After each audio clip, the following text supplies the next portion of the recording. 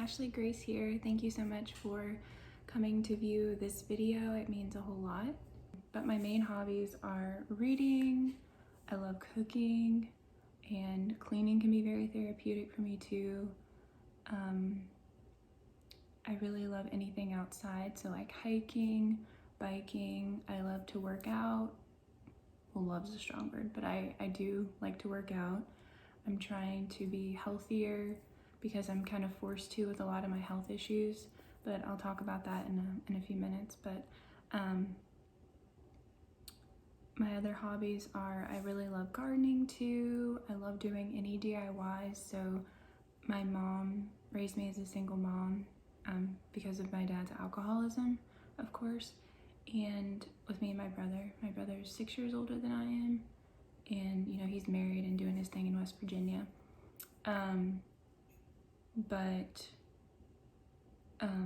So I like the DIYs. But when my mom raised me, Lord, I can't even stay on topic.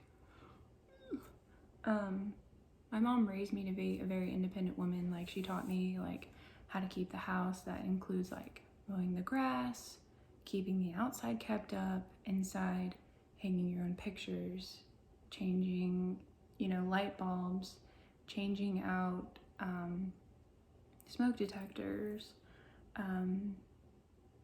fixing the furniture that broke, or the appliance broke. How do we fix that? The lawnmower broke. How do we fix that? So just you know, learning how to fix things around the house, how to use a hammer, how to use a drill, how to put up a sign or whatever outside you need to do, like put up the numbers, put in the mailbox, you know, just all the things that usually a dad would teach you. My mom has taught me because my mom had a really wonderful father, and he was very hands-on. Like, he built furniture, he was a carpenter, like he could build and do anything. So she had a really great teacher with that. So my mom taught me so much about being an independent woman, just in case like you ever get divorced or your husband ever passes away, you're able to take care of yourself. And my grandma kind of taught me the same thing because she was a widow in her 50s.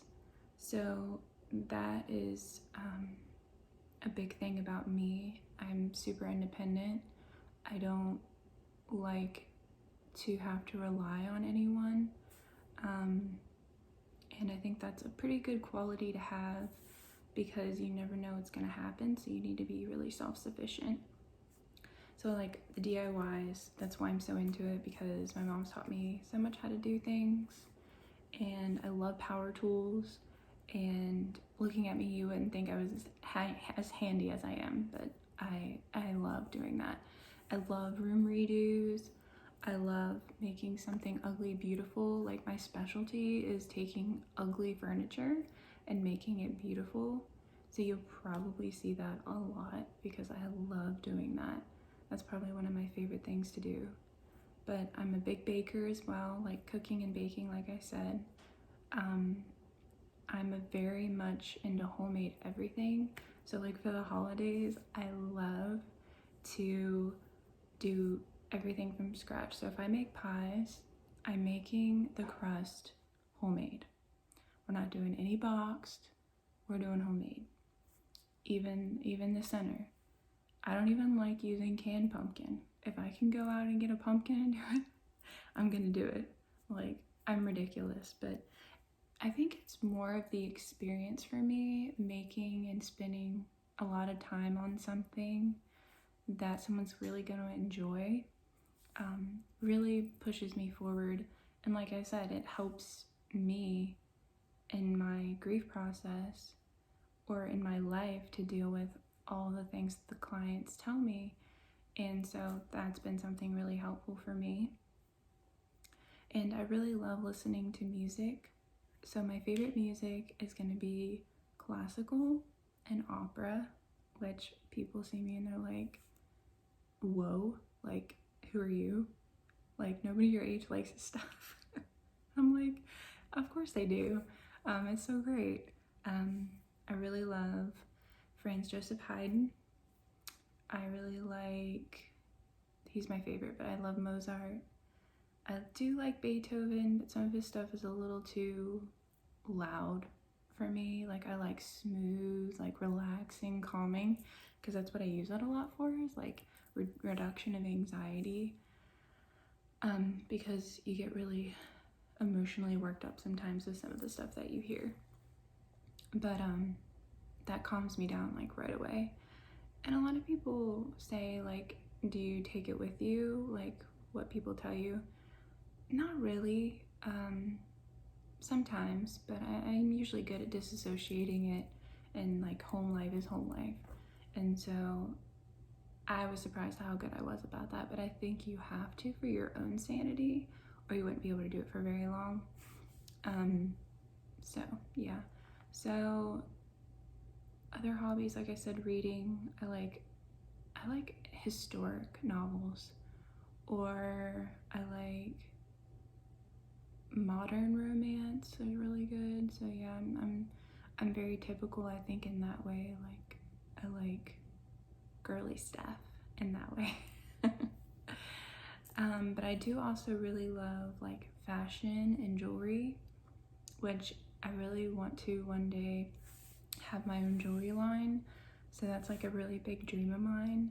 But I would say I'm into like really classic pieces, like my necklace, which is Uncommon James, like very classic and simple, and like my earrings are very classic and simple. Like, I'm not into like big chunky stuff, like in your face, like gaudy looking. I'm really into like dainty pieces that are gonna last forever, that I can hand down to my kids and they can hand down.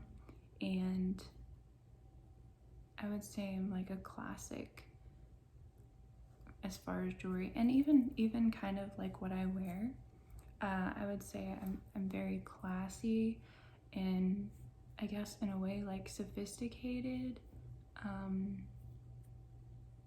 Like, I like to be matchy for the most part. Sometimes I'll get crazy with the print every once in a while, but I'm like really matchy, like, you know, like wear a really nice top, but it's conservative. It's not, I mean, it's not like super modest or anything, but you know, I like to be classy. I like to be appropriate.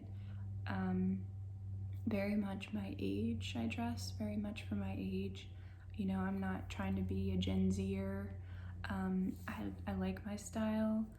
I can wear some high jeans, but a girl still likes the low rise or even mid rise. But the high waisted, I just have difficulty with. Like, I can wear a high waisted jean, but I can't do the high waisted shorts. I just can't do it. Like, it looks great on the girls. Like, don't get me wrong, but I just feel like, yeah, that's not me. That's not me at all. So I definitely feel like I'm showing more of my age now that I'm like almost about to be 30.